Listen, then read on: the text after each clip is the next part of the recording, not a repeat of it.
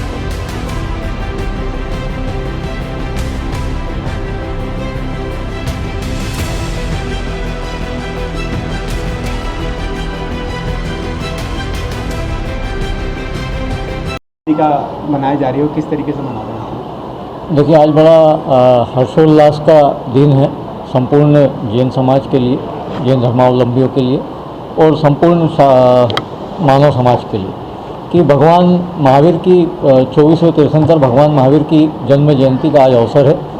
2548वीं जन्म जयंती आज पूरा विश्व मना रहा है।